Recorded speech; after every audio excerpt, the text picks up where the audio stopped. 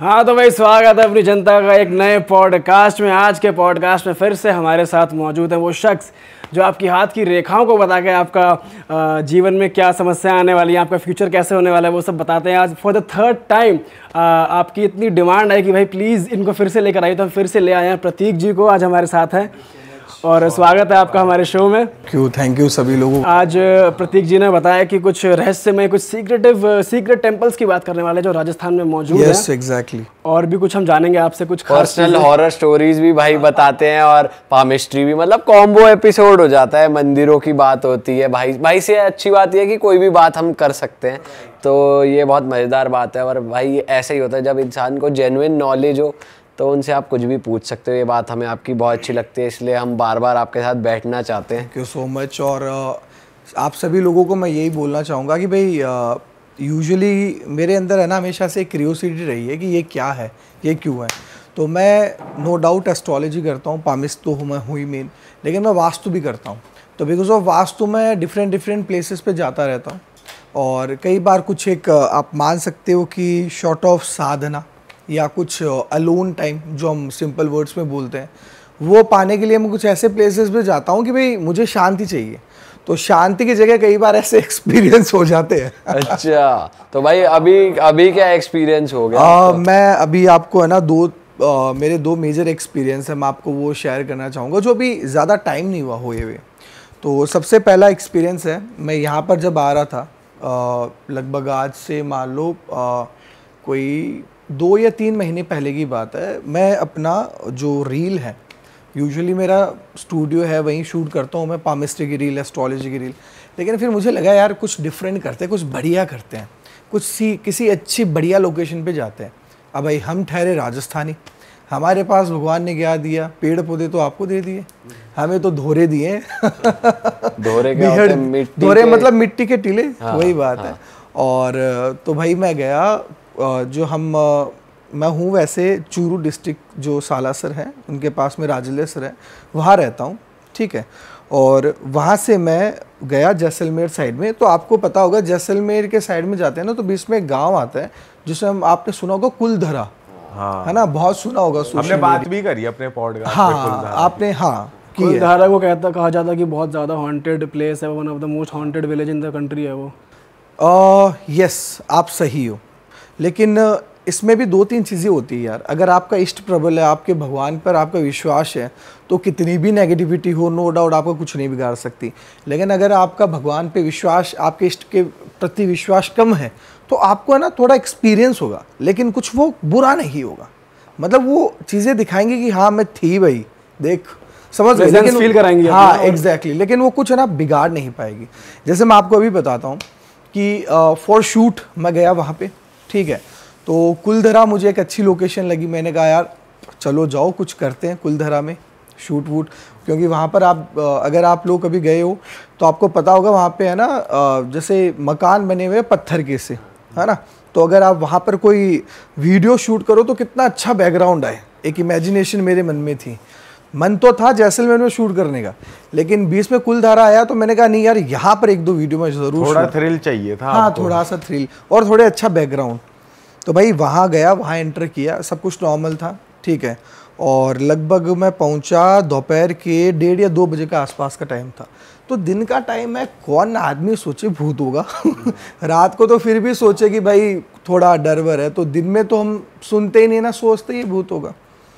तो अब भाई कुलधरा में मैं एंटर की, गाड़ी मैंने रोकी और शूट आराम से हो गया। 2-3 वीडियो, मतलब लगभग आधे घंटे में 2-3 वीडियो शूट कर लिए। कितने लोग थे आपके साथ? मैं था और 2 मेरे दोस्त थे बस, जो मतलब एक तो जो कैमरा हैंडल कर ले, ठीक है, और दूसरा मान लो जो बचपन का यार होता है ना। हाँ। कहीं जाते हैं तो हाँ भाई मैं भी चलूंगा। वो तो भाई नॉर्मल था, गए शूट कर लिए, ठीक है, और फिर आगे बढ़ गए। तो अब वो जो मैं दूसरे दोस्त की बात कर रहा हूँ ना, जो बचपन वाला दोस्त, उसको क्या इतनी मतलब जैसे गर्मी पड़ रही थी दोपहर की, ठीक है, और सर्दियाँ जा रही थी, गर्मी आ रही थी। लेकिन राजस्थान में क्या गर्मियाँ जल्दी आ जाती है और दोपहर को बहुत ज़्यादा एक्सट्रीम गर्मी पड़ती है। अभी भी राजस्थान का टेम्परेचर आप देखोगे ना दोपहर का, जैसलमेर साइड में 45-46 डिग्री आराम से। मतलब ज़मीन के नीचे अगर आप पापड़ डालोगे 5 मिनट में पापड़ सिक के ऊपर आ जाएगा। नेट पे अवेलेबल है, वीडियो देख लीजिए आर्मी की। तो भाई उसको उस गर्मी में है ना लगभग 35-40 डिग्री टेम्परेचर था, गाड़ी की एसी फुल कर रखी थी मैंने ताकि गाड़ी जल्दी ठंडी हो जाए। उसको अचानक है ना ठंड लगने लगी, ऐसे हाथ कांपने लगे और पसीने से आने लगे। तो मैंने ऐसे सोचा कि भाई नॉर्मल होगा, कई बार होता है ना कि भाई गर्मी से सर्दी में आते हैं, हमारा भी होता है कई बार, थोड़ा से घबराहट हो जाती है, कई बार बीपी अप डाउन हो जाता है, तो वो नॉर्मल सा था। सो आई थॉट, मैंने कहा कि चलो ठीक है ऐसे ही होगा, मैंने ज़्यादा गौर नहीं किया। फिर आगे जाके लगभग 5-10 मिनट बाद में थोड़ा सा नॉर्मल हो गया वो, जैसे जैसे वहाँ से दूर जा रहे थे। और एक ढाबा आता है, तो मैंने कहा कि यहाँ पे चाय वाय पी लेते हैं थोड़ा, तू भी नॉर्मल हो जाए, तेरा बीपी भी नॉर्मल हो जाए अगर तुझे कुछ हुआ है तो वहाँ पे चाय वाय पी। चाय पीने के बाद में जैसे ही मैं गाड़ी की तरफ बढ़ा, और मुझे वो एक्सपीरियंस अभी भी याद है, मेरी गाड़ी के पीछे जैसे अगर आप मिट्टी के एरिया में जाओगे ना तो गाड़ी के शीशे होते हैं ना, उस पर धूल जम जाती है। शहर में नहीं जमती, गांव साइड में जैसे मिट्टी का एरिया है तो वहाँ पर ऐसे धूल जम जाएगी, गाड़ी के आगे और पीछे लेयर जम जाएगी धूल की, आपने देखा होगा राइट। तो गाड़ी का जो पीछे वाला शीशा था वहाँ पे धूल जमी हुई थी। वहाँ पर इतने जैसे बच्चे जन्मते हैं 9 महीने के होते हैं, तो उनके पैर कितने होते हैं, इतने होते हैं, ठीक है। 11 इतने बच्चों के पैरों के साइन थे वहाँ पे। एग्जैक्ट, गाड़ी के पीछे पैर, गाड़ी के पिछले वाले वो जो शीशा होता है ना, बैक मिरर जो पीछे रहता है कांच वाला, 11 थे और इतने बच्चों के निशान थे 9 महीने के। और भाई साहब मैंने वो देखा, सीधी सी बात है, वहाँ पर आसपास कोई बच्चा आ गया, बच्चे का नाम ही नहीं, नाम किसी बच्चे से मिले, और 20 मिनट के अंतराल में कौन कुलधरा में हमने किसी को देखा ही नहीं, कोई बच्चा या कोई इंसान, ना कोई ढाबे पे बच्चा, ठीक है। और एकदम ऐसे लग रहे थे कि भाई 5-10 मिनट पहले ही वो बच्चे के निशान बने। वो भाई साहब वो देखा और मैंने उसको बताया नहीं, ठीक है। बालाजी को याद किया, मैंने कहा भाई हनुमान जी आप ही हो। उसके बाद में चलो कुछ बुरा नहीं हुआ, लेकिन हाँ हो सकता है मेरा इष्ट मेरे साथ में था, मेरे बालाजी मेरे साथ में थे, उसके कारण ऐसा कुछ बुरा नहीं हुआ। लेकिन बाद में मैंने ये चीज़ मेरे गुरु से पूछी, कंफर्म की, मैंने कहा ये क्या होता है ये, ठीक है, और हमारे साथ में ऐसा हुआ। तो वो बोले, मुझे स्पेसिफिक वर्ड याद नहीं है कि भाई जब बचपन में जब राजस्थान में पहले क्या ना लड़कियां होती थी ना, उनको ज़मीन में गाड़ देते थे। आपने सुना होगा कि भाई हरियाणा राजस्थान में, अब तो नहीं होता, पहले जैसे बच्चियों का जन्म होता था लड़कियों का, तो उनको क्या ज़मीन के अंदर पैदा होते ही गाड़ देते थे कि भाई बोझ है, जो भी वॉटेवर, पुराने टाइम की जो थिंकिंग, समझ सकते हो आप। तो वो बोले कि भाई एक वहाँ पर जो बच्चियाँ गड़ी हुई थी, जो भी स्पेसिफिक प्लेस है, जब वहाँ पर आबादी थी, ठीक है, और जब वो आबादी गई तो नो डाउट उन बच्चियों की जो आत्माएं होती है ना, ठीक है, वो बेटा आपके पीछे लग गई थी, ठीक है, और वो 11 के झुंड में आई थी तुम पे, ठीक है।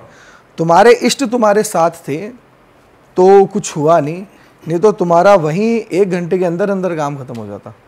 क्या बात कर रहे हो? क्योंकि एक सीधी चीज़ सोचो, बच्चे हैं, बच्चे का क्या मन है वो तो कुछ भी कर सकते हैं, समझ गए। तो अगर आपके इतना मैं बता दूं कि भाई एक नॉर्मल सी बात है, अगर कभी भी पैरानॉर्मल एक्सपीरियंस हो, अगर किसी की जो सोल है वो मैच्योर सोल हो, मतलब वो थोड़ी एज्ड हो, तो वो इतना ज़्यादा वो नहीं नुकसान करेगा आपको, क्योंकि उसके अंदर वो रहेगी।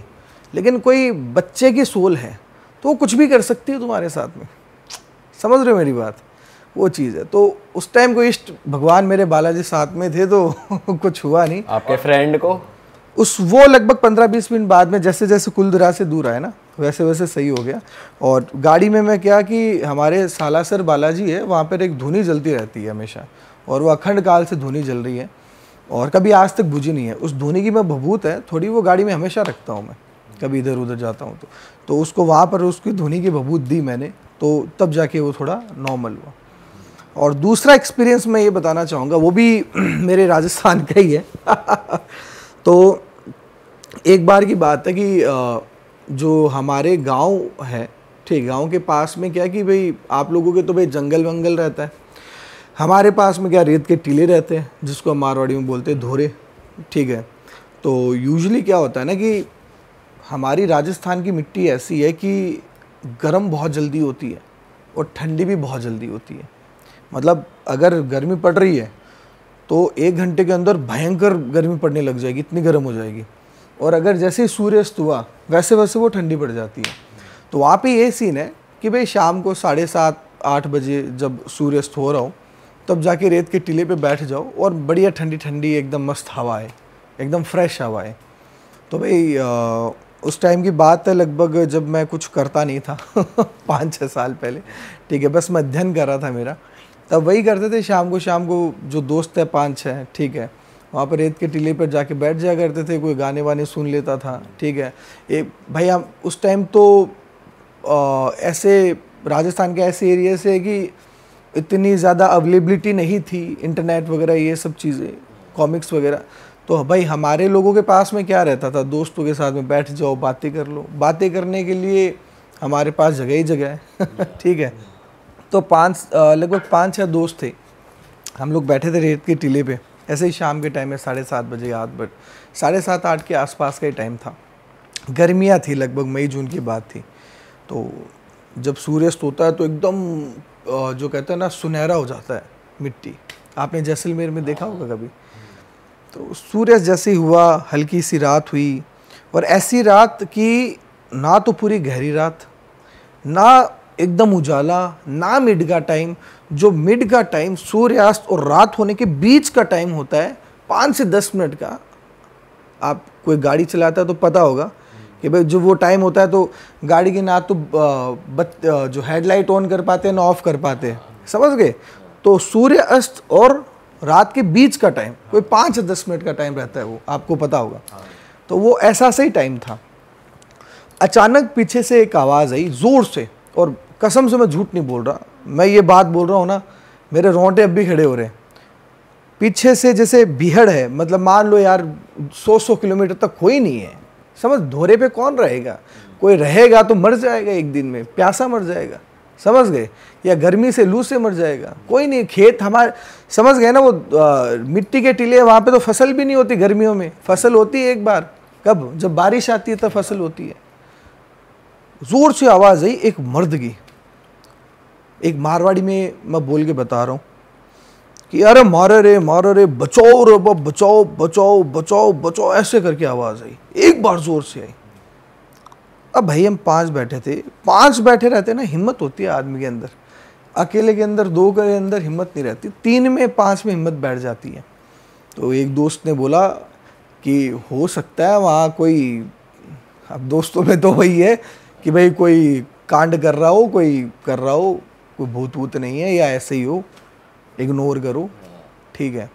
हमने भी मन में ऐसे शांति डाल ली कि हाँ ऐसे ही, और सुनाई 5 को ही दी, 5 को एकदम, और एकदम बढ़िया तरीके से, ठीक है। तो वो बैठे थे, तो उसने कहा, तो वो कहते ना एक ढांढस बांधना, हिंदी में शब्द है ढांढस बांधना, मतलब हाँ हिम्मत देना, क्या भाई कुछ नहीं ऐसे ही है।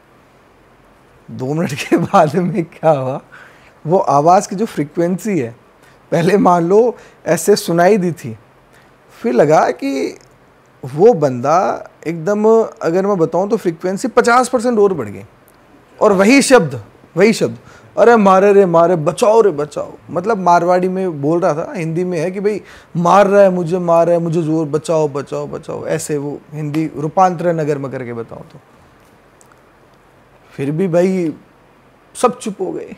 वो जो दोस्त था वो हिम्मत बांध रहा था ना, अब वो भी चुप था अब फट गई, अब किसी की हिम्मत नहीं। अब वो एक होता है ना, हम बैठे रहते हैं ना पालथी मार के, ऐसी चीज़ हो जाती है ना, पैर जम जाते हैं, उठा नहीं जाता, ना हिला जाता, समझ गए। कभी हुआ है कि भाई कुछ शौक ऐसे कुछ हो गया तो फिर वो हिला ही नहीं जा रहा, पैर वो जम जाते हैं ना। तो भाई 1 मिनट के लिए पैर है ना एकदम, वो एकदम जम से गए, उठने की मैं तो ऐसे हिम्मत कर रहा था लेकिन उठा नहीं जा रहा था। हो सकता है कि भाई वो कई बार पैर बन जाते हैं या पैर जम जाते हैं ऐसी चीज़ें देख के। और ठीक 1 मिनट बाद में ऐसे लगा कि हमारे कानों में आके, सब के 500 के कानों में आके ज़ोर से चिल्ला रहे, अरे बचाओ रे बचाओ। ये सुने 500 के 500 थू भागे सही में।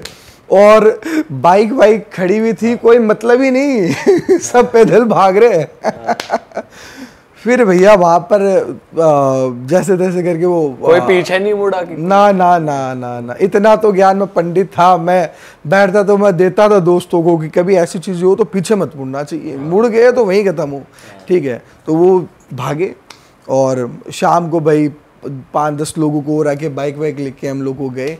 तो जो 5-10 लोग हैं उन्होंने हमें बताया कि भाई यहाँ पर क्या है कि 1.5 किलोमीटर के तुम अगर ऐसे जाओगे ना तो रेलवे की ट्रैक है, रेलवे की पटरी है, और वो एक टाइम में सुसाइड पॉइंट था वहाँ पे, समझ गए। और वहाँ पर उस टाइम बहुत लोग मरे हैं, ठीक है। मतलब अब भी वहाँ पर ऐसा होता है कि आसपास के गांव में अगर किसी को अगर मान लो कुछ करना होता है ना गलत, सुसाइड, वो वहीं जाके मरता है, क्योंकि वहाँ पे ट्रेन की स्पीड हाई रहती है सबसे ज़्यादा। स्टेशन पे मरेगा तो भाई ट्रेन की स्पीड तो धीरे रहेगी, लोग भी रहेंगे, वहाँ पे कोई लोग नहीं रहते, कोई सुसाइड करना तो वहाँ जाके लेट जाता है, मर जाता है। वो सुसाइड पॉइंट था और हमें इतने सालों तक पता नहीं था। तो ये चीज़ें थी। और उसके बाद आके आपकी तबीयत खराब हुई आप में से किसी की? नहीं, तबीयत हमारे 3 दोस्तों की खराब हुई, मेरी और एक मेरे जो एक खास मित्र है जो मेरे कज़न ही है, उनकी नहीं हुई। तीनों दोस्तों की खराब हुई, उनको बुखार रहा और लगभग 5-7 दिन बाद में उनके झाड़े, हमारे वहाँ पे झाड़ा लगाते हैं, झाड़ा वगैरह लगाया तब जाके सही हुआ। और एक मैं ऐसी जगह के बारे में मेंशन करना चाहूँगा, वो मेरे जो गांव है राजलेसर, उसके जस्ट पास में ही है राजाना।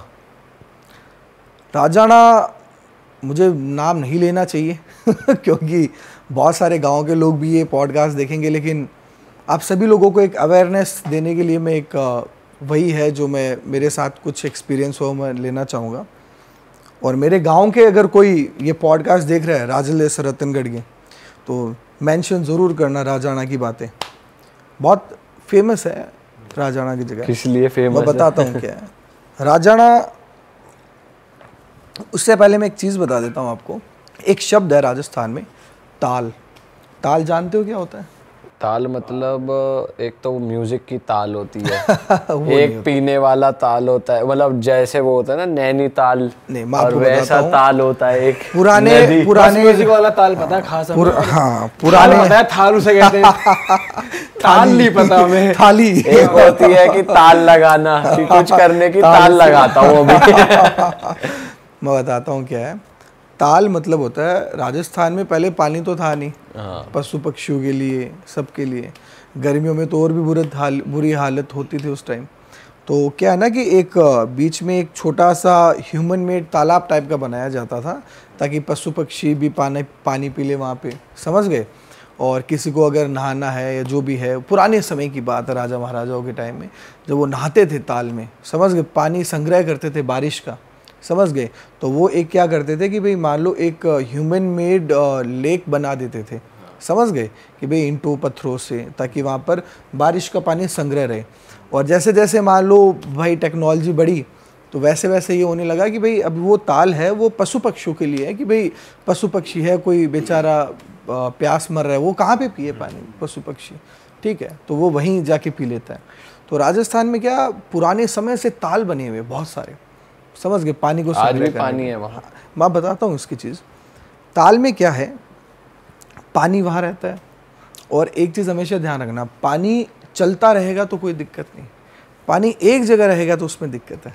अच्छा, पानी अगर टिका है ना तो वहाँ पर 101% है, कोई ना कोई नेगेटिव एनर्जी उसके पास रहेगी ही रहेगी, अगर पानी एक जगह है तो। जैसे हम कहते हैं ना कि भाई नदी के पास कोई दिक्कत नहीं होती, आपने सुना होगा है ना, नदी, झरना, समुद्र, उसके पास आपने कोई भी पैरानॉर्मल एक्टिविटी इतनी नहीं सुनी होगी जितनी आपने तालाब के पास में सुनी होगी, क्योंकि तालाब का पानी एकत्रित रहता है, समझ गए। तो कभी भी पानी टिका रहेगा, चलेगा नहीं, तो वहाँ पर नकारात्मकताएं आएंगी ही आएंगी। तो राजस्थान में छोटे छोटे राजा महाराजाओं के समय में, क्योंकि रजवाड़ा प्लेस से बहुत छोटे छोटे ताल हुआ करते थे, तो हमारा राजाना है, राजाना में भी एक ताल है, ठीक है, और एक खेजड़ी का पेड़ है, ठीक है। वैसे इतना भी सूखा नहीं है राजस्थान पेड़ वेड़ होते हैं खेजड़ी के, जैसे कैर सांगरी खाते हो ना, तो सांगरी जिस पे उगती है वो खेजड़ी के पेड़ पे उगती है, ठीक है। खेजड़ी का पेड़ होता है, कांटेदार वृक्ष होता है, कांटे का पेड़ होता है, तो ऐसे जैसे थोड़े थोड़े जगह पे पेड़ रहते हैं कई बार, क्योंकि कांटेदार वृक्ष हमेशा डेजर्ट एरिया में उगते हैं, आपने सुना होगा। तो एक खेजड़ी का पेड़ है, बहुत पुराना है, और उसके पास में ताल बना हुआ है, ठीक है, और वो भी पता नहीं कितना पुराना है। तो बात इन्हीं दिनों की है, लगभग ये 1.5 साल की है, कि भाई इतना मैं बिज़ी रहने लग गया था एस्ट्रोलॉजी, पामिस्ट्री एंड ऑल में, कि जो कहते हैं ना, पूरे दिन भर कंसल्टेशन लेता था, रिसर्च करता था, लोगों की हेल्प करता था। तो मुझे भी थोड़ा अपने लिए, कहते हैं ना, कि अलोन टाइम, कि भाई यूट्यूब पे हो, इंस्टाग्राम पे हो, लोगों से बात कर रहे हो, कंसल्टेशन दे रहे हो, मम्मी पापा सब है घर पे, है ना, दोस्तों को टाइम दे रहे हो सबको, लेकिन वो होता ना यार, खुद को टाइम कब दूँ मैं, समझ गए। तो वो खुद को टाइम देने का वो नीड होने लगी कि यार थोड़ा मैं अकेला बैठूं। तो राजाना एक जगह है, गाड़ी लेके मैं कई बार, जैसे शाम को मैं 9:30-10 बजे फ्री होता था, और राजाना एक जगह है कि भाई जैसे ये रोड है मेन NH11, उससे ऐसे जाओ और लगभग 1 किलोमीटर दूर कच्ची रोड है, रोड चलते चलते और मतलब वो राजाना आ जाएगा। मतलब वहाँ पे कोई आता जाता नहीं है, ठीक है, दिन में भी नहीं आता, रात को तो कोई सवाल ही नहीं है, मतलब वहाँ कोई रहता ही नहीं है। वो तो मतलब एक बंजर एरिया है। बंजर एरिया में मान लो कोई 1-1.5 किलोमीटर चल के कोई ताल बना हुआ है, ठीक है, वहाँ पे बेचारे पशु पक्षी जो राजस्थान के डेजर्ट एरिया में रहते हैं वहाँ पे आके पानी पी लेते हैं, कोई आता जाता ही नहीं है वहाँ पे, इतना मतलब सुनसान सही है। तो शाम को आदत पड़ गई कि भाई वहाँ पर जाके आराम से 15-20 मिनट अपने जो भजन सुनने की गाड़ी में बैठ के, और बढ़िया खिड़की खोल के शुद्ध हवा और भजन सुनने की आदत पड़ गई शाम को। तो ये रूटीन चला मेरा 15-20 दिन, ठीक है, और मेरा माइंड एकदम रिलैक्स रहने लगा 15-20 दिन में, कि हाँ यार थोड़ा अपना पर्सनल टाइम स्पेंड कर लिया, किसी को पता नहीं कि भाई मैं कहाँ हूँ, वो एक फील आता है कभी कभी ठीक है। तो वहाँ पर एक दिन क्या हुआ जी, लेट हो गई मुझे 11:30, एक अब्रॉड के क्लाइंट थे हमारे, उनका वीडियो कंसल्टेशन था, और कंसल्टेशन थोड़ा लंबा चल गया, लगभग कंसल्टेशन 9 बजे स्टार्ट हुई थी, तो लगभग 11:30 बजे ख़त्म हुई। फैमिली रीडिंग थी हमारी, तो फैमिली रीडिंग में 4 बच्चे थे, उनका कंसल्टेशन लिया वीडियो कॉल पे, ऐसे करके 11:30 बज गए। और फिर मम्मी ने कहा कि भाई खाना वाना बनाया, खाना खा लो। तो मैंने कहा यार खाना तो नहीं खाऊंगा मैं, और ये जो मुझे वो पसंद है, खीर बहुत पसंद है, तो खीर थी, मैंने कहा एक कटोरी खीर खा लूँ, और उसके बाद में 15-20 मिनट बाद में मैं घूम के आता हूँ, और बाद में मैं खाना खाऊंगा। बोले ठीक है, खा लेना, आराम से गर्म करके रख रही हूँ, आए तब खा लेना। मैंने कहा ठीक है। तो खीर खा ली भैया हमने, और गाड़ी लेके राजाना चले गए। और उस दिन कहते हैं ना, सोने पे सुहागा ये हुआ कि अमावस्या भी थी ठीक है, और मीठा भी खा रखा था। रात का टाइम था 11:45 मुझे याद है, मैं घर से निकला, और 10 मिनट का रास्ता है, तो मान लो 11:55 या 12 फिक्स, एकदम बढ़िया, जो प्यार वाला टाइम ठीक है। तो भाई वहाँ पर वही अपन पहुँचे, ठीक है, और गाड़ी की भाई बत्तियाँ ऑफ बंद की, गाड़ी को जो इग्निशन मोड पे किया, गाने चलाए, चारों शीशे खोले, पालथी मार के बैठा, और हल्के हल्के भजन सुनने लगा, ठीक है। और उस दिन महाकाल का भी कोई भजन बढ़िया आ रहा था, तो मतलब एक सोशल मीडिया में बड़ा फेमस हो रहा है, ठीक है, शिव तांडव स्त्रोत का ट्रांस वर्जन है कोई, तो वो मैं ट्रांस कई बार ज़्यादा सुनता हूँ, तो मैं वो सुन रहा था आराम से पालथी मार के बैठे बैठे। तो भाई सुनते सुनते क्या हुआ, सामने ना वो खेजड़ी का पेड़ में, जो मैंने बताया ना खेजड़ी का पेड़ है, इधर ताल है, तो वहाँ पर खेजड़ी के पेड़ में मुझे ऐसे 2 लाशें टाइप की दिखी। मैं सही में बता रहा हूँ, मेरे भी ये मैं सोचता हूँ तो मैं उसके बाद राजड़ा गई नहीं अब भी मेरे अंदर अलग ही फील आती है कि मेरी गाड़ी यहाँ है, खेजड़ी का पेड़ यहाँ, इधर ताल।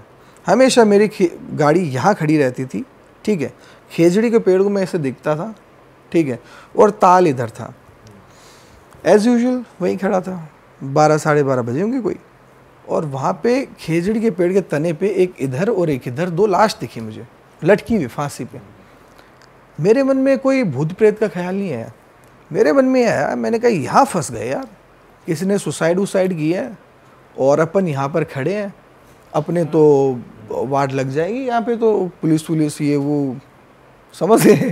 तो टेक्निकली प्रैक्टिकली चला मेरा, तो हाँ सही में प्रैक्टिकली चला। और वहाँ पर क्या है, आसपास के एरिया में डर भी है, वहाँ पर कुछ है, उस कारण लोग नहीं आते। तो मैंने ये सोच रखा था कि भाई हो सकता है कि लोग इसलिए लोगों को फालतू का डर बैठा रखा होगा ताकि ऐसी जगह पे कोई आए नहीं, समझ गए।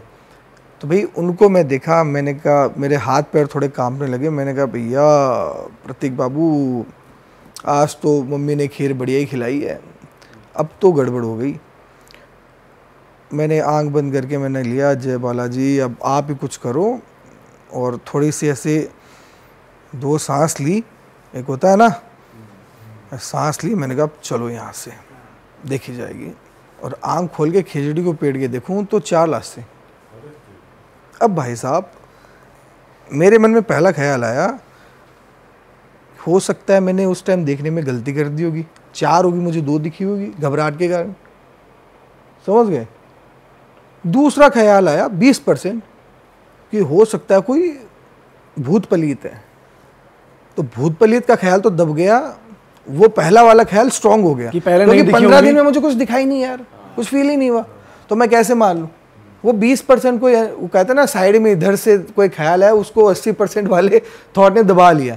हो सकता है मुझे दृष्टि भ्रम हुआ होगा कि वो 2 देखते ही घबरा गया मैं। अब मेरा दिमाग कहा कि भाई अब चलो, ठीक है। अब गाड़ी ऑन की, ठीक है। और गाड़ी की लाइट क्या है ना, जैसे आपको पता है 2 टाइप की लाइट होती है गाड़ी में, एक तो होती है लो बीम और एक हाई बीम। गाड़ी चलाते हो पता होगा ना, लो बीम में इंटेंसिटी कम रहती है नीचे, हाई बीम में ज़्यादा रहती है। तो गाड़ी में खड़ी करता था तो लो बीम पे खड़ी करता था, क्योंकि क्यों हाई बीम करनी है, मच्छर वच्छर है। लो बीम इसलिए कि भाई थोड़ा ऐसे लगे हाँ भाई कोई खड़ा है।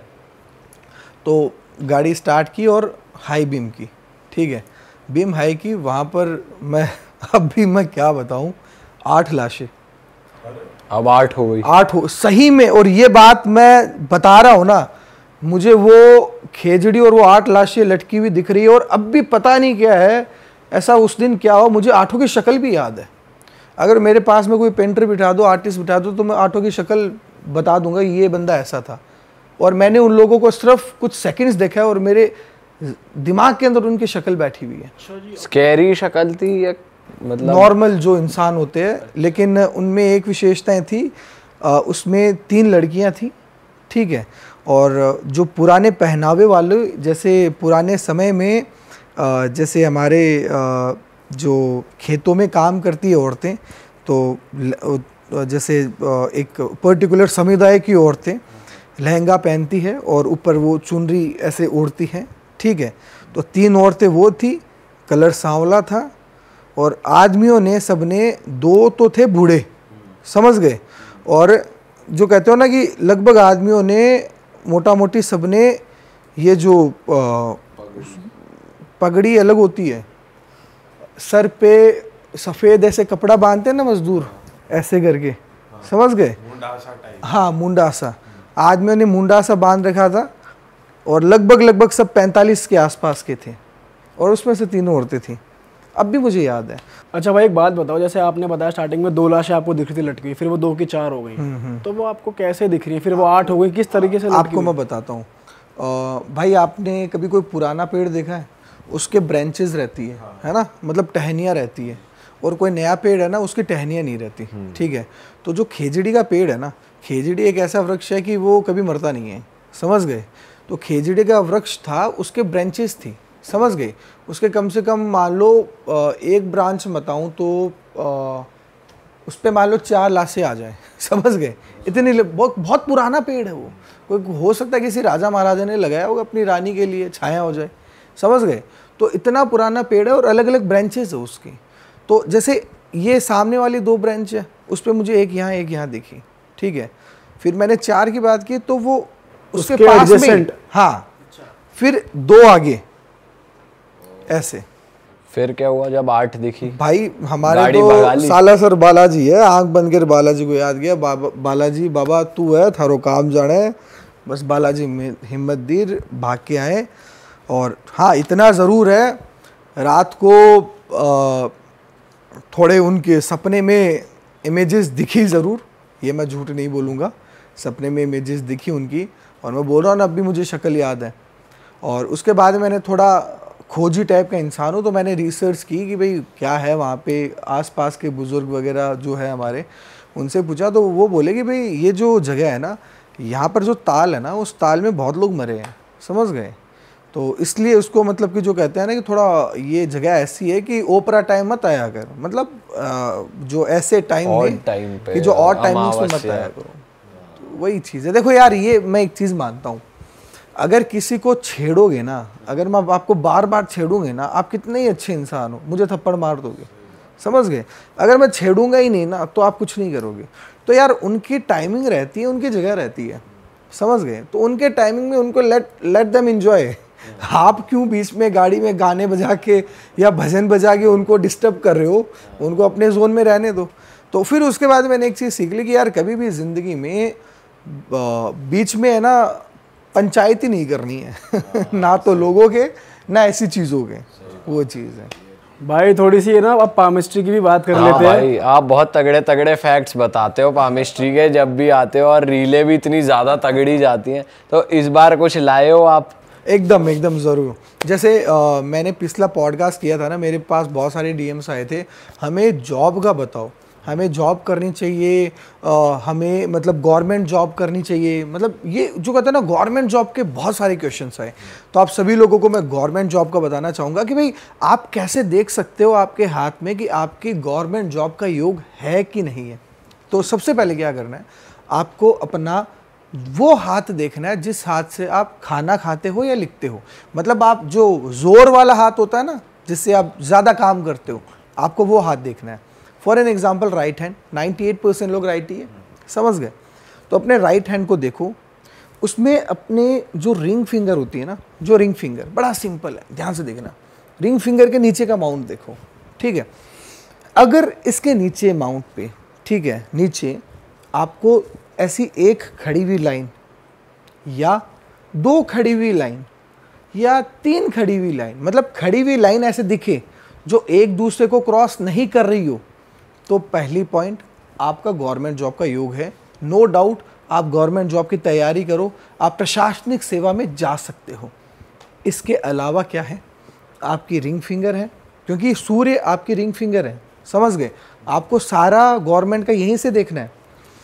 इसके नीचे अगर आपको बॉक्स का साइन, जो बॉक्स नॉर्मल बॉक्स का साइन होता है, ट्रायंगल का साइन, त्रिकोण का साइन, या एक फिश का साइन, समझ गए, इन तीनों में से कोई भी साइन आपको दिख जाए तो भी 200% गारंटी, आपके पॉडकास्ट में बैठ के मैं श्योर होकर बोल रहा हूँ, ऐसा बंदा अगर गवर्नमेंट जॉब की तैयारी कर ले, उसकी नहीं लगे तो अपनी एस्ट्रोलॉजी बदल दूंगा मैं। 200% ऐसे व्यक्ति की, 100% नहीं, 1000% श्योर होकर बोल रहा हूँ, ऐसा व्यक्ति सरकारी नौकरी लगेगा।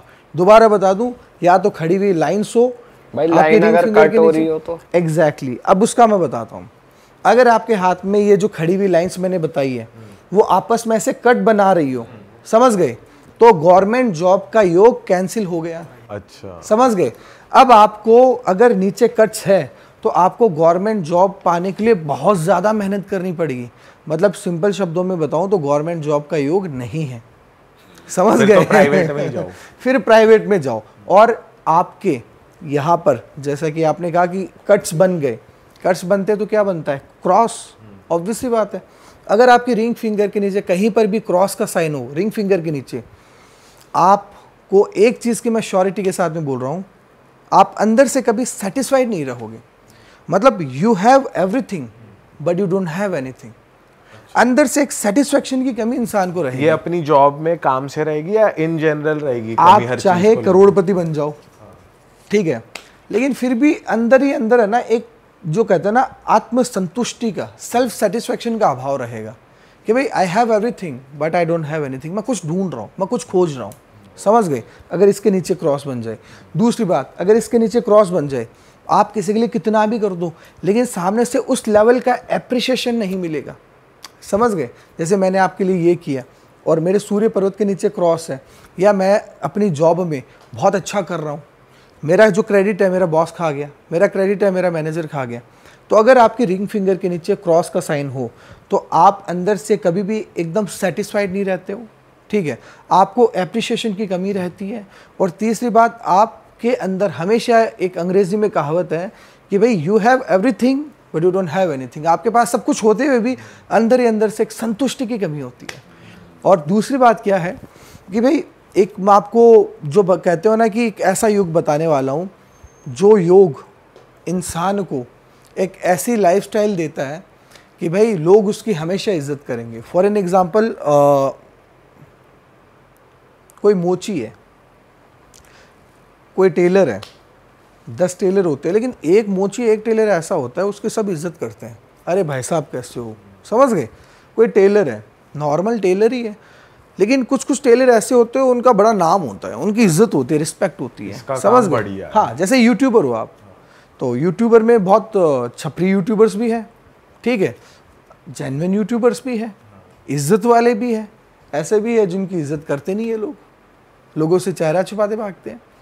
तो इज्जत एक शब्द है, वो कैसे मिलता है, आपके हाथ से कैसे देखें कि क्या आपको इज्जत मिलेगी या नहीं मिलेगी, समझ गए।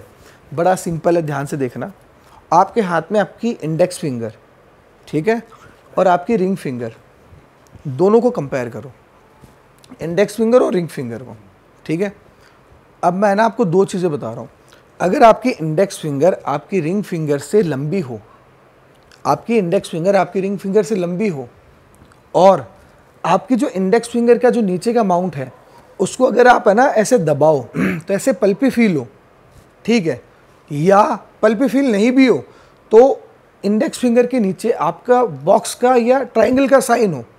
अगर इन तीनों में से कोई भी दो या दो से ज़्यादा चीज़ें हैं ना, आप लिख के दे रहा हूँ आप लोगों को, वो इंसान चाहे जूते साफ करने का भी काम क्यों ना करे, लोग उसकी इज्जत ज़रूर करेंगे, लोग उसके रिस्पेक्ट ज़रूर करेंगे, और ऐसा इंसान हमेशा एक अच्छे लेवल पर रहेगा। मतलब वो जूते साफ कभी नहीं करेगा, वो इंसान ऐसा रहेगा, उसके लिए उसकी सेल्फ रिस्पेक्ट बहुत बड़ी होगी, उसके लिए उसकी जो कहते हो ना इमेज बहुत बड़ी होगी, ये चीज़ है। और अब देखिए, आप ऐसे कीजिए, आपके हाथ में मैं बताता हूँ, इनकी देखिए कि भाई इनकी जो इंडेक्स फिंगर और रिंग फिंगर ऑलमोस्ट इक्वल है, ये बच गए समझ गए। और इनके नीचे का जो माउंट है, समझ गए, ये उभरा हुआ है। इफ़ आई कंपेयर, अगर इनके हाथ को कंपेयर करें तो ये माउंट यहाँ से उठा हुआ है, तो मतलब कहीं ना कहीं गुरु की पावर है। लेकिन फिर भी इनके हाथ में देखो कि भाई गुरु साइड में से दबा हुआ है, यहाँ से आपको थोड़ा दबाव फील हो रहा है ना, ठीक है, और हल्का सा ऊपर से जो इनकी अंगुली है वो टेढ़ी नज़र आ रही है, थोड़ी टेढ़ी है ना अंगुली, आपको दिख रही है ये वाली अंगुली। तो गुरु गृहस्थ सुख, परिवार का कारक, इनके घर परिवार में इनके कोई न कोई प्रॉब्लम्स या ऐसी चीज़ें चलती रहेंगी कि इनका ये जो दिमाग घर परिवार के लिए परेशान रहेगा, समझ गए। मतलब पर्सनल लाइफ रिलेटेड प्रॉब्लम, समझ गए। जीवन में एक स्टेबिलिटी की कमी, फॉर एन एग्जांपल कोई आया लाइफ में, ठीक है, तो नो डाउट वो आया और टिका नहीं। एग्जांपल दे रहा हूँ, मान लो लड़की है कोई, ठीक है, वो लाइफ में आई और स्टेबल ना हो पाई, ठीक है। आपके घर परिवार में मान लो चाइल्डहुड में आपके साथ में कुछ बड़ा, घर परिवार में कुछ बड़ा हादसा हुआ, समझ गए। मतलब आपके फैमिली रिलेटेड, आपकी पर्सनल लाइफ से रिलेटेड कोई ना कोई दिक्कतें आपकी होंगी या थी। वो पता कैसे चलेगा, आपकी भाग्य रेखा से पता चलेगा, वो अलग कॉन्सेप्ट है। लेकिन हाँ, अगर किसी का भी गुरु दबा हुआ हो साइड में से और जो इंडेक्स फिंगर है उसके पास पावर ना हो, ठीक है, इनके पास इंडेक्स फिंगर में पावर है, ठीक है, लेकिन उसमें भी 20% थोड़ा सा कम है पावर, 80% पावर है, 20% का लैग है, 20% का लैग है, तो मतलब कहीं ना कहीं पारिवारिक रूप से कोई ना कोई दिक्कतें पास में रही होंगी और जीवन में स्टेबिलिटी का, पर्सनल लाइफ से रिलेटेड अभाव रहा होगा। और भाई डिसरिस्पेक्ट का भी कोई साइन है कि जैसे आपने रिस्पेक्ट का बताया, उसका भी हाथ पे कुछ हो?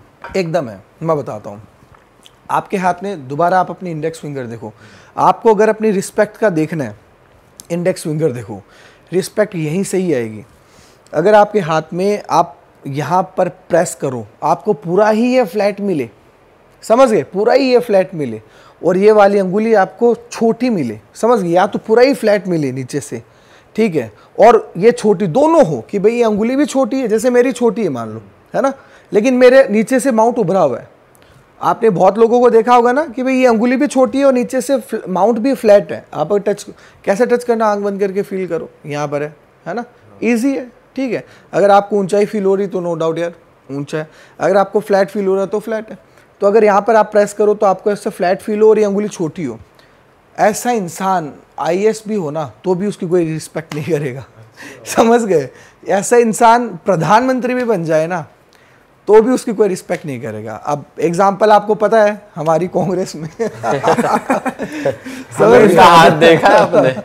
हम हाथ से ही रिसर्चेस करते हैं। जैसे आप अगर गूगल करो, मैं आपको एक दो सेलिब्रिटीज़ का एग्जांपल देता हूँ। सबसे पहले आप अमित शाह, ठीक है, और हमारे योगी आदित्यनाथ, इन दोनों का अगर आप हाथ देखो, आप गूगल कर लेना सर्च करके कि अमित शाह या योगी आदित्यनाथ पाम फोटोज़ आपको मिल जाएगी। वो अगर जनता में ऐसे वेव करते हैं ना तो वो फोटो आ जाती है, समझ गए? तो आप उनका हाथ देखना गूगल करके, उनकी सारी अंगुलियां सीधी हैं, उनकी अंगुलियां कोई टेढ़ी नहीं है, एकदम सारी अंगुलियां सीधी हैं।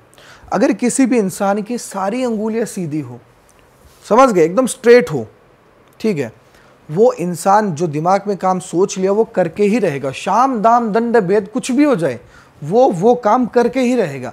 दूसरी बात, वो आदमी बहुत क्लियर आदमी होगा।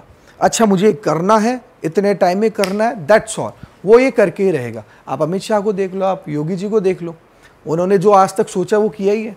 तो अगर किसी की भी अंगुलियां सीधी हो, ठीक है, टेढ़ी मेढ़ी ना हो, तो वो आदमी कुछ भी हो जाए अपना काम करके ही रहेगा। दूसरा, बड़ा क्लियर आदमी होगा। तीसरी बात है, हाँ एक कमी रहती है, उनको कई बार गुस्सा ज़्यादा आता है, सनक उड़ जाती है उनके अंदर, समझ गए? तो कई बार उनको गुस्सा ज़्यादा आएगा।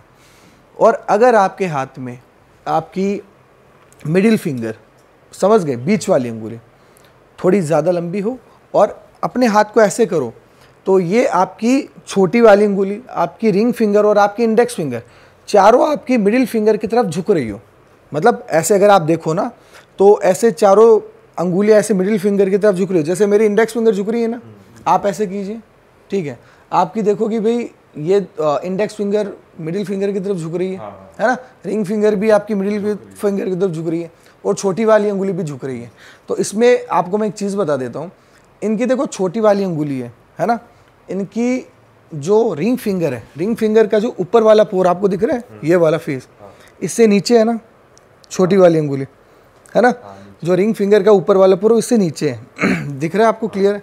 तो इसका भी मैं फैक्ट बता दूं, अगर ये वाली अंगुली आपके जो रिंग फिंगर का जो फर्स्ट पोर है, ठीक है, उससे नीचे हो आपकी छोटी वाली अंगुली, आपकी लिटिल फिंगर, ऐसा इंसान थोड़ा कंफ्यूज टाइप का इंसान होता है। उसके अंदर कई बार डिसीजन मेकिंग पावर उसकी लैक करती है, समझ गए?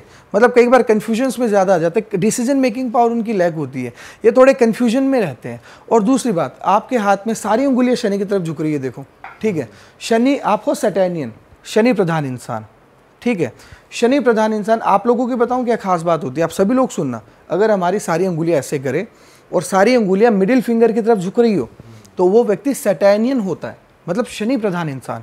ऐसा इंसान अगर 10 लोगों को भी बीच में बैठा है तो वो एक अलग ही दुनिया में रहेगा, मतलब उसका दिमाग एक अलग ही जगह चलेगा, समझ गए?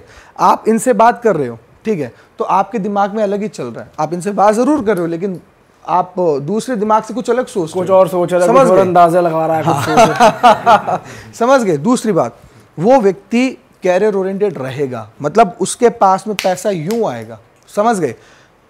वो व्यक्ति के इनकम सोर्सेज ज्यादा रहेंगे, समझ गए?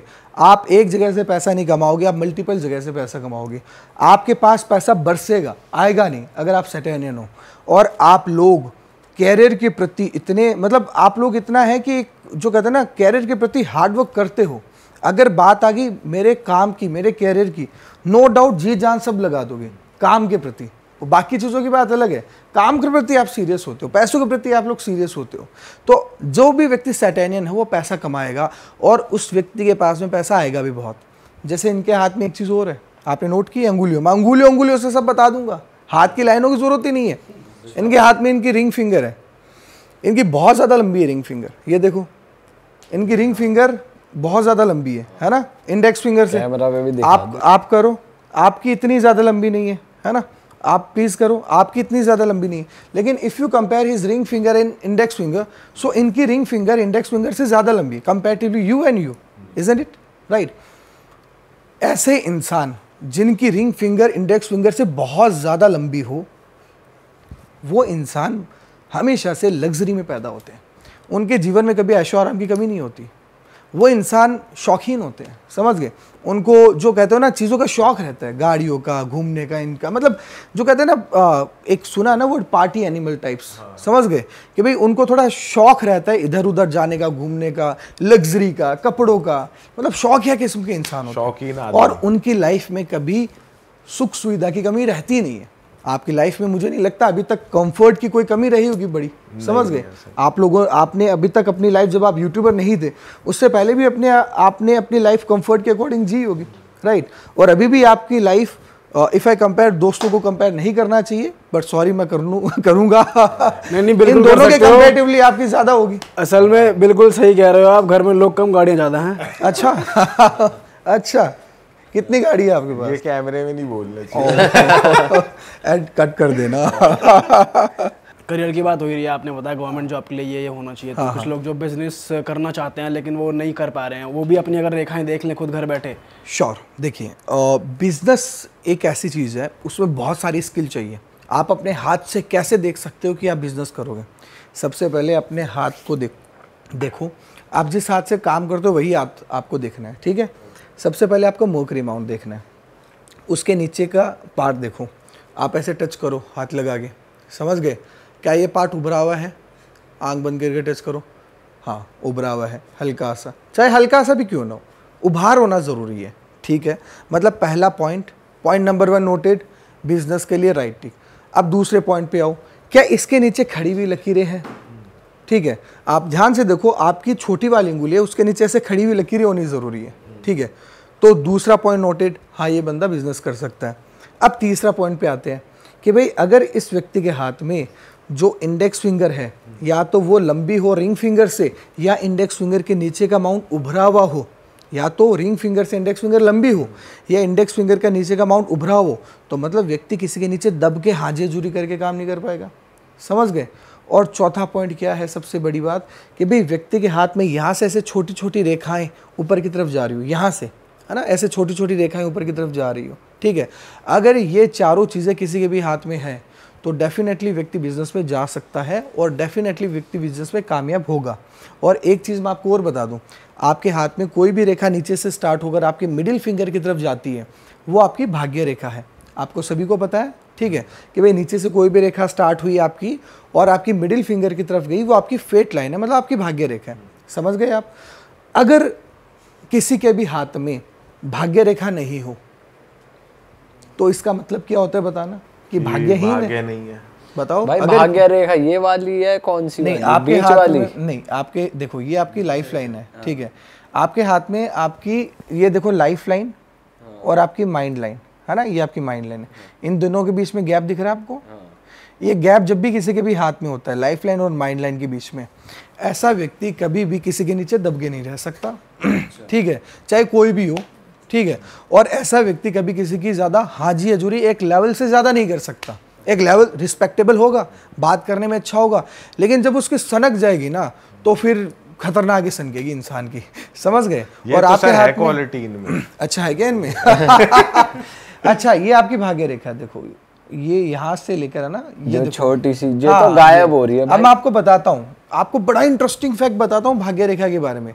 मैंने आपसे पूछा, मैं आपसे भी पूछ रहा हूँ, अगर किसी के हाथ में भाग्य रेखा नहीं हो इसका मतलब क्या है? भाग्य नहीं है उसका। ठीक है, आप बताएं। ओनली कर्म। ठीक है, आप बताएं सर। मुझे कोई आइडिया नहीं है, मैं कुछ आपको इसमें idea आंसर नहीं, ठीक दूंगा। है। हाँ, तो मोस्टली मेजॉरिटी आंसर ये है कि किसी के भी हाथ में अगर भाग्य रेखा नहीं है तो मतलब वो भाग्यहीन है, समझ गए। आपने कहा कर्म है तो मतलब भाग्यहीन, ऐसा नहीं है। सरकारी नौकरी वालों के हाथ में देख लेना, या तो उनके हाथ में भाग्य रेखा होगी ही नहीं, या उनके हाथ में भाग्य रेखा होगी तो वो बड़ी क्लियर होगी। किसी किसी के हाथ में देखा ना, एकदम नीचे से एकदम क्लियर है, कोई कटी वटी नहीं है, सटीक है। ऐसा क्यों है? बिजनेसमैन के हाथ में देख लेना, करोड़पति के हाथ में देख लेना, अंबानी का हाथ, अदानी का हाथ सर्च करके देखो, उनके हाथ में इतनी स्ट्रांग भाग्य रेखा नहीं दिखेगी जितनी एक नॉर्मल गवर्नमेंट जॉब वालों के हाथ में अगर है तो वो दिखेगी। तो आप बोलोगे यार गवर्नमेंट जॉब वाला तो कम कमाता है, अदानी अंबानी तो इतने पैसे वाले, तो खेल क्या है? अब ये ध्यान से सुनना, भाग्य रेखा एक ऐसी चीज़ है जो आपके लाइफ में आपके कैरियर के रास्ते को बताती है कि आपको आपके कैरियर में कितने फूल और कितने कांटे मिलेंगे।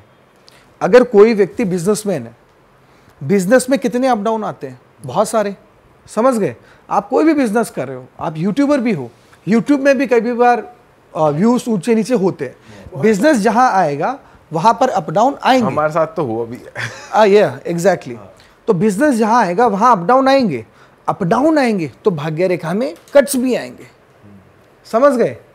और गवर्नमेंट जॉब वाला है, उसके भैया क्या अप डाउन है, कोई नहीं है। सुबह जाओ शाम को आ जाओ, संडे को छुट्टी, कोरोना में भी सैलरी समझ गए। तो उसके हाथ में मतलब उसके तो कैरियर के रास्ते में तो फूल ही फूल है, कांटे हैं ही नहीं, है ना। तो वो व्यक्ति क्या है, उनके हाथ में भाग्य रेखा एकदम क्लियर होगी या होगी ही नहीं। समझ गए कि भाई तुम्हें इतनी ज़्यादा स्ट्रगल करने की ज़रूरत ही नहीं है, क्यों चिंता कर रहे हो। लेकिन अगर बिजनेसमैन है, उसके हाथ में भाग्य रेखा में कटान होंगे। अब आप तीनों देख लो, बिजनेसमैन हो, यूट्यूबर हो, बिजनेस ही एक, समझ गए।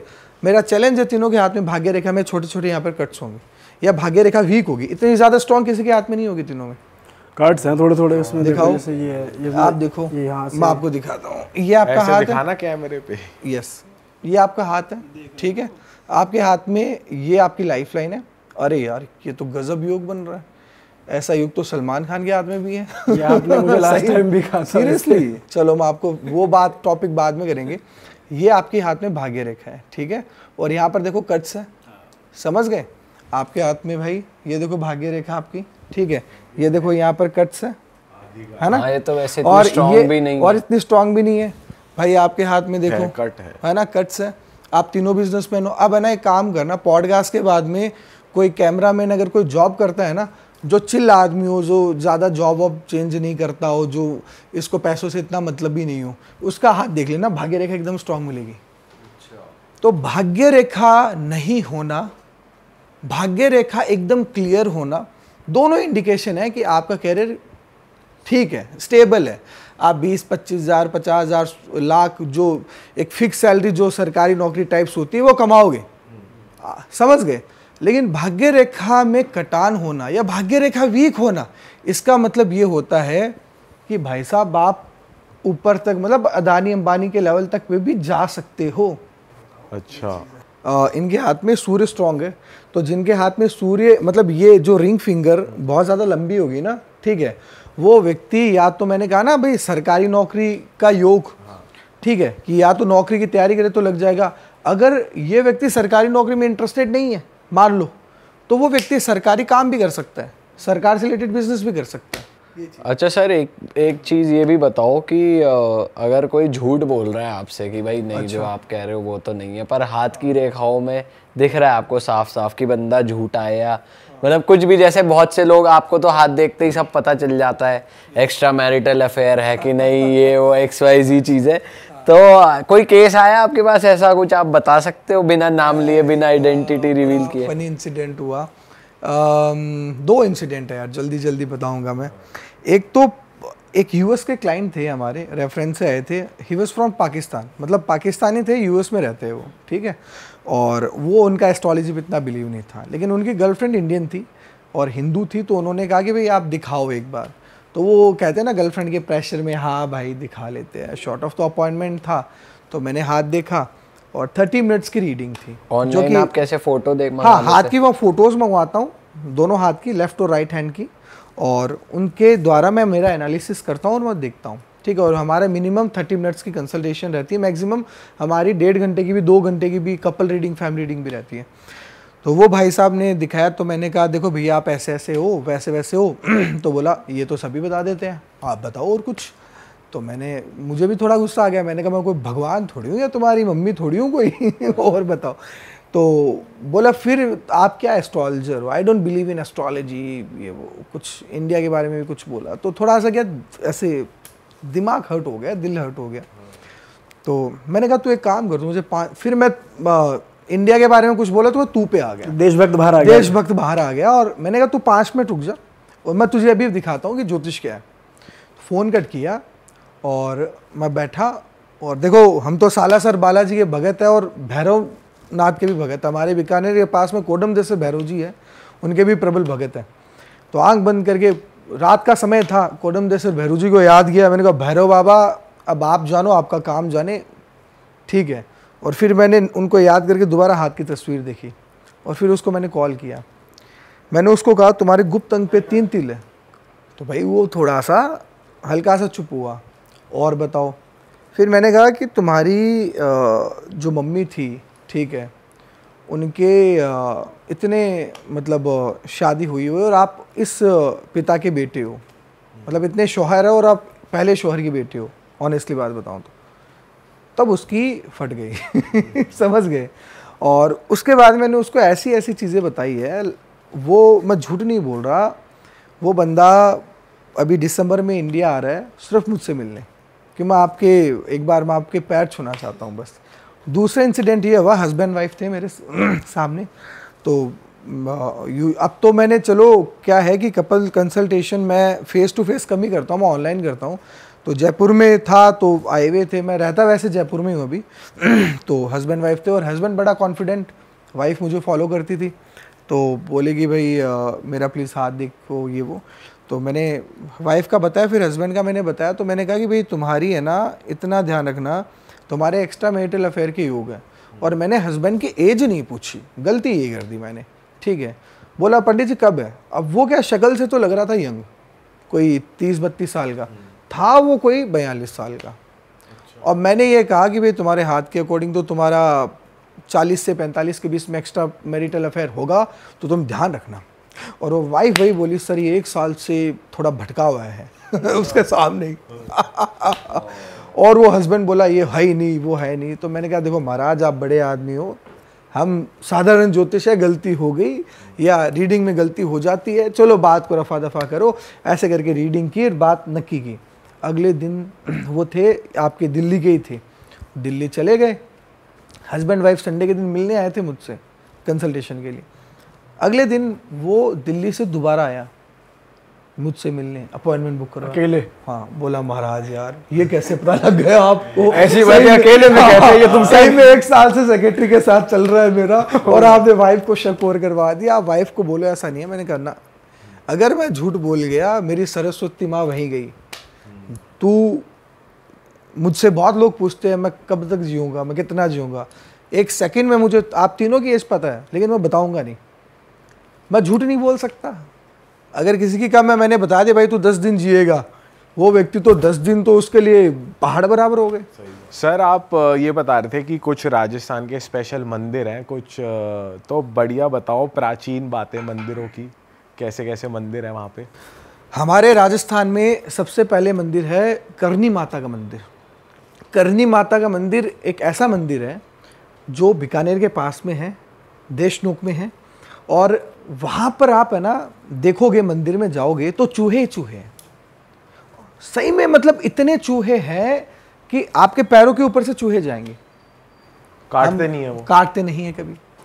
और सुनिए, राजस्थान में एक बार पाकिस्तान की तरफ से कोई बमबारी हो गई थी, सन 2000 के आसपास की बात है, या कुछ आर्मी की तरफ से कुछ डिस्प्यूट हुआ था, समझ गए। तब करनी माता के पुजारी को सपना आया कि सभी महिलाओं को बोल दो अपने हाथों में मेहंदी लगाएं। और कोई बीकानेर से है तो कंफर्म करेगा, उस समय सभी महिलाओं ने मेहंदी लगाई थी और वहाँ पर एक भी व्यक्ति की हत्या या कह सकते हो बम फटने से मौत नहीं हुई थी। करनी माता के चमत्कार बहुत है, इतिहास बहुत बड़ा है करनी माता। तो ये लिंक क्या बैठा मेहंदी से? मैं आपको बताता हूँ। हमारी जो करनी माता है, ठीक है, वो उसको हम कहते हैं डोकरी। डोकरी मतलब वो माता का एक वृद्ध अवतार है। जब एक राजा था, शॉर्ट में बताता हूँ, उनके मतलब कि जो कहते हैं ना कि बेटे बेटियाँ थी, ठीक है, तो एक बेटी थी वो 23 महीने के बाद में पैदा हुई, ठीक है, पेट में, माँ के पेट में लगभग 21 महीने थी और 21 महीने के बाद में जो 22वां या 23वां महीना होता है उस टाइम, उस समय पैदा हुई। तो भाई उस राजा को लगा कि भाई ये तो देवी है, और राजा के सपने में भी देवी माँ है कि भाई मैं अवतार ले रही हूँ। तो समय चक्र चलता रहा, आगे सब होता रहा, और जो हमारी भाई करनी माता है उनका जो देहांत है लगभग मोटा मोटी अगर मैं बताऊं तो 155 वर्ष की उम्र के आसपास उनका देहांत हुआ। और वहाँ पर ही उनका जो गुफा के अंदर जो माता तपस्या करती थी, वहाँ पर ही उनका मंदिर है, ठीक है।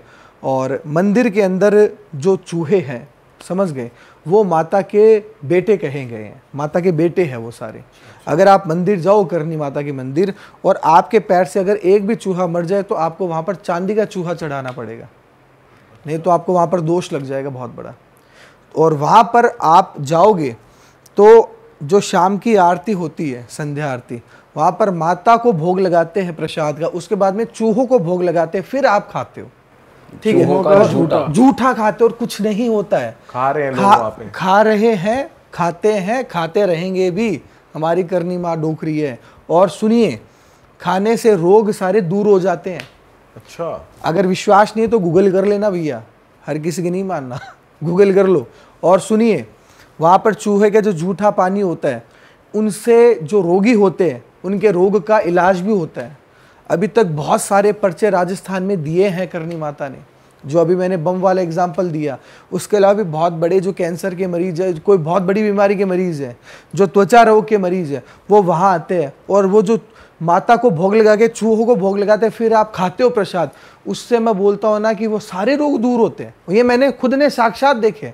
मैं मानता हूँ ये चीज़ें साइंटिफिक नहीं है और साइंस भी आज तक इस बात का जवाब नहीं दे पाई। जब इंडिया में फ्लैग हुआ था, फ्लैग जानते हो क्या? ठीक है, चूहों से रिलेटेड बीमारी, पूरी वर्ल्ड, पूरी इंडिया में चूहे के कारण बीमारी हो रही थी, लेकिन करनी माता का एक मंदिर था, वहाँ पर कोई भी चूहा नहीं मरा और चूहों को 1% भी इन्फेक्शन नहीं हुआ। इतने चूहे रह रहे हैं, इन्फेक्शन तो होना चाहिए भैया, लेकिन वहाँ पर आज तक कोई भी इन्फेक्शन नहीं हुआ। जब माता की आरती होती है, सारे चूहे आरती में आ जाते हैं, ऐसे लगता है कि कोई भक्तजन खड़े हैं, और वैसे स्प्रेड हो जाते हैं, वैसे अपनी स्प्रेड हो अपनी जाते जगह। हैं। और चूहों को जो माता जी को चढ़ाते हो वो सब मिलता है। और दूसरी बात है कि भाई हमारे वहाँ पर आप सभी लोगों ने सुना होगा कि भाई, मैं जिनका जिक्र बार बार करता रहता हूँ, हमारे सालासर बालाजी। तो सालासर बालाजी में भाई साहब ये है, अगर कोई व्यक्ति जीवन में गृहस्थ सुख, उसके घर परिवार में बड़ी समस्याएं चल रही हो, फिनेंशियल प्रॉब्लम या ऐसी कोई भी समस्या जिनका उसको कहीं पर भी निवारण नहीं मिल रहा, मैं लिख के दे रहा हूं, हमारे चूरू जिले में सालासर बालाजी धाम जाओ, गारंटी है उसके जीवन में अगर सुधार नहीं आ जाए एक धोख के बाद में भी, तो अपना मैं नाम चेंज कर लूंगा। किसी भी व्यक्ति को कोई बीमारी है, सालासर बालाजी जाओ, वहां पर धूनी जलती है, एक बाहर धूनी की भभूत लाओ और उस भभूत को आप उस जो रोगी, जो भी इंसान जो रोगी है, उसको शाम को पूजा के समय आप तिलक लगाओ और थोड़ी भभूत खिलाओ उसको 7 दिन के अंदर अंदर, है ना, मेरी बात, आप इंप्रूवमेंट आप अपनी आंखों से देख लोगे। आपके घर में अगर आपको कोई नेगेटिविटी फील होती है, ऐसा लगता है नकारात्मकता है, घर में घुसते हो तो मन नहीं लगता है, सालासर बालाजी की जो धूनी की भभूत है, लगभग 7 दिन तक आप जब सुबह या शाम को जब भी भगवान जी की पूजा करते हो ना, पूजा में जल रखते हो भगवान जी के, पूजा के बाद में वो धूनी की भभूत डाल दो और वो जो जल को पूरे घर में स्प्रेड कर दो। आपके घर में पहले ही दिन के बाद में इतनी सुख शांति रहने लग जाएगी ना कि मैं बोलता हूँ कि भाई आपको लगेगा कोई चमत्कार हो गया। अगर कोई नेगेटिविटी है, जैसे कोई काला जादू या कुछ भी है, किसी को लग रहा है कि किसी पे हुआ है या किसी के घर पे हुआ है, तो एक कलश लो, उसमें सालासर बालाजी की धूनी की भभूत डालो और उस घर के चारों ओर एक कार निकाल दो। कार मतलब ये घर है, एक कलश लेना और उसमें जल डालना है, उसमें धूनी की भभूत डालनी है और उस घर के चारों तरफ राउंड में एक कार निकाल दो पानी से। मैं बोलता हूँ उस घर में हजारों सालों का ब्लैक मैजिक, वो सारा का सारा आत्मा रिमूव हो जाएगा। समझ गए? तो हमारे तो देखो भैया सालासर बालाजी है। और लास्ट में मैं एक छोटा सा एक वर्णन और करना चाहूँगा। मेरा एक गांव है निम्बी जोधा, ठीक है, मेरा ननियाल है ठीक है, और उनके पास में गांव है कोयल। कोयल में मंदिर है सत्यनारायण भगवान का, सत्यनारायण भगवान का। आपने सत्यनारायण भगवान के मंदिर साउथ में ज़्यादा देखे होंगे, आपने यहाँ कम देखे हैं, लेकिन वहाँ पर जो राजस्थान में नागौर जिले में निम्बी जोधा गाँव है, उसके पास में कोयल गाँव है, वहाँ पर सत्यनारायण भगवान का मंदिर है। अगर कोई भी व्यक्ति जीवन में, मैं 2 चीज़ें बता रहा हूँ, कितना भी डिप्रेस्ड हो, कितना भी मानसिक रूप से परेशान हो, एंजाइटी में हो, वो व्यक्ति सत्यनारायण भगवान का मंदिर, ज़्यादा बहुत विशाल मंदिर नहीं है, लेकिन बहुत पुराना मंदिर है वो। वहाँ पर जाओ, सत्यनारायण भगवान के मंदिर में आप सामने, उनकी जो मूर्ति के सामने आप लगभग 1 या 1.5 घंटे बैठ जाओ हाथ जोड़ के। कुछ पूजा पाठ मत करो, बोले हाथ जोड़ के शुद्ध मन से बैठ जाओ बस 1 या 1.5 घंटा।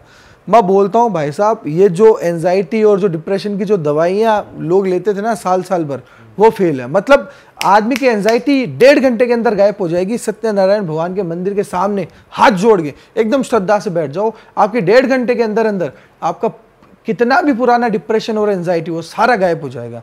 और दूसरी चीज़, वहाँ पर सत्यनारायण भगवान के सामने हनुमान जी की एक मूर्ति है छोटी सी, जो हाथ में उन्होंने पहाड़ ले रखा है, जो उनको कहते हैं वीर बजरंगबली।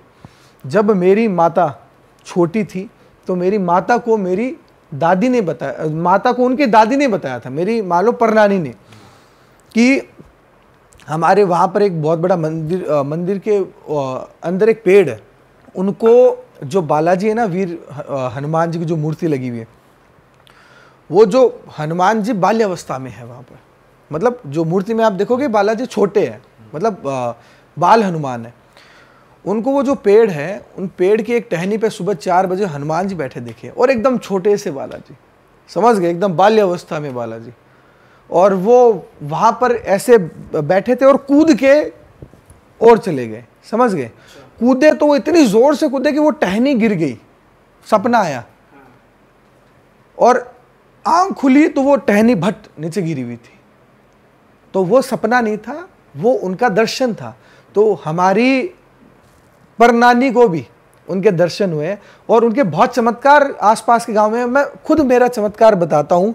मेरे जीवन में एक ऐसा फेज था कोविड के समय, मैं खुद बहुत कंफ्यूज था कि मैं क्या करूँ, कैसे करूँ। मुझे मेरी दशाएं बहुत ख़राब चल रही थी।